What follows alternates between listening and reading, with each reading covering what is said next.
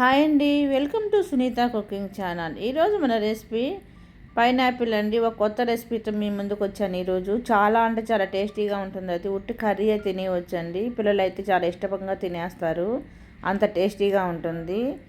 ఇది పైనాపిల్ అనేది పైన ఉంటుంది కదండి, ములుగా ఉండేది, అదంతా తీసేయాలి. ఈ విధంగా తీసేసి మనం ఈ మధ్యలో ఉండే హార్డ్ పార్ట్ అనేది తీసేసుకొని కట్ చేసుకోవాలి. చూడండి, వీడియోలో చూపించిన విధంగా కట్ చేసుకోండి.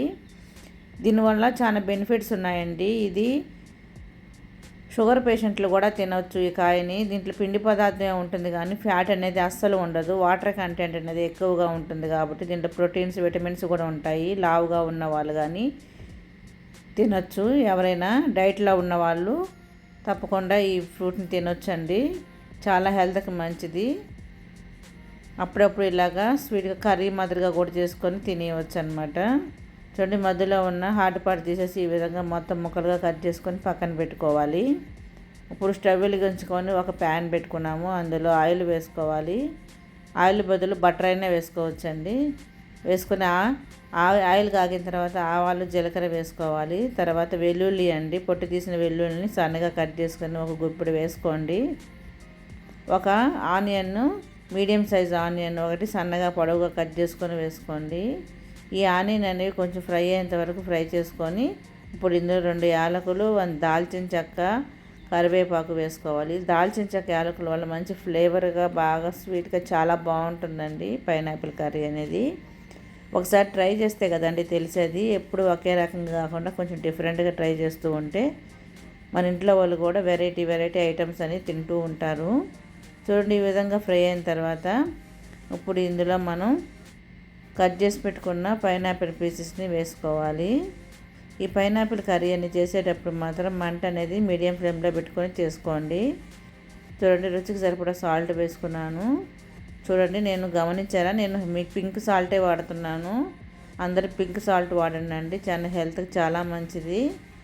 చూడండి, ఒక సాల్ట్ వేసిన తర్వాత ఒక 3-4 టేబుల్ స్పూన్ల ఆయిల్ వేసుకొని వాటర్ వేసుకొని ఒకసారి కలుపుకొని మూత పెట్టి ఒక 10 మినిట్స్ పాటు బాగా ఉడకనివ్వాలి.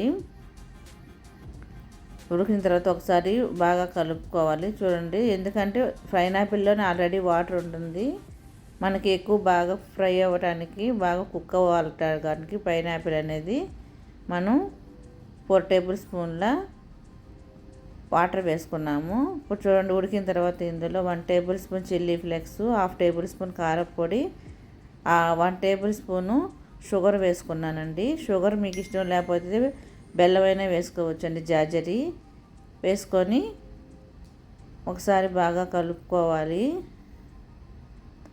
కలుపుకొని మూత పెట్టి ఇంకొక 3 to 4 మినిట్స్ పాటు మనం మసాలా అంతా బాగా పట్టేటట్టు, కారం ఉప్పు బాగా పట్టేటట్టు పైనాపిల్కి ఫ్రై చేసుకోవాలి.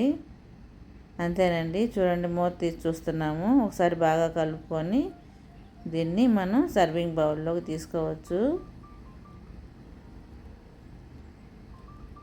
ఇది ఒక 10 days అయిన కర్రీ నిలవ ఉంటుందండి. దీన్ని సర్వింగ్ ప్లేట్లో తీసుకొని సర్వ్ చేసుకోవటం, అంతేనండి. చాలా అంటే చాలా టేస్టీగా ఉంటుంది. తప్పకుండా ట్రై చేయాల్సిన రెసిపీని, హెల్దీ రెసిపీ, డైట్లో కోసుకోవాల్సిన రెసిపీ అనేది, వెయిట్ లాస్ రెసిపీ. తప్పకుండా మీరు ట్రై చేసి ఎలా ఉందనేది కామెంట్ సెక్షన్లో మెసేజ్ చేయండి. ఈ వీడియో కనుక మీకు నచ్చినట్లు లైక్ చేయండి, షేర్ చేయండి, సబ్స్క్రైబ్ చేయండి. Thank you for watching.